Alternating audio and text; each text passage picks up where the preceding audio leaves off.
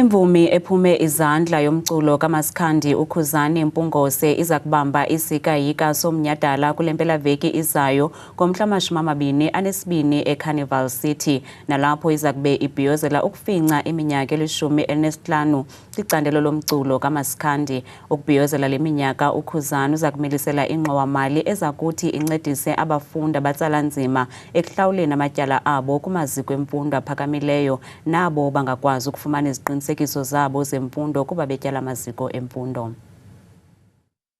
The past 15 years, people were contributing to my career, to put me where I am.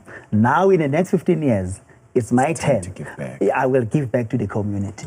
uKhuzani Mpungose uyifincile iminyaka eli-15 kwicandelo lomculo kwaye yenye yeemvumi ezithe zawuthatha umculo kaMaskandi zawubeka emangqongqweni.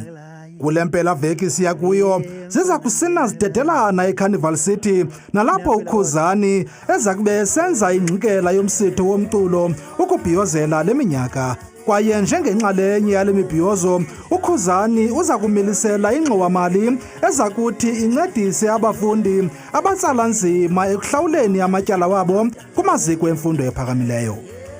So as a part of this celebration, 15 years, I said, I've got a lot of SMSs and emails and DMs. People are seeking for help.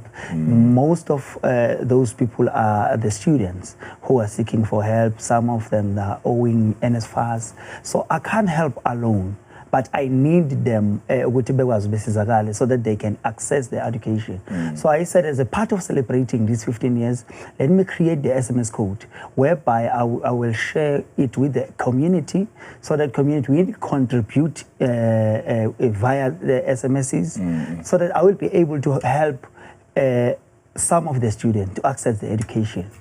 Ukhuba ubambe ngazibini ke kubalandeli bakhe beBlue Nation nakuluntu ngokubanzi, watsho esithi bekungekho lula ukuza kufikelela kweli nqanaba.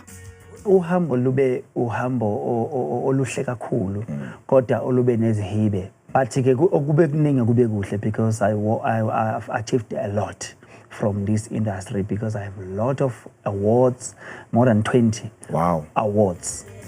Kuza kube kusindwe ngobethole ke eCarnival City ngomgqibelo kwaye nemvumi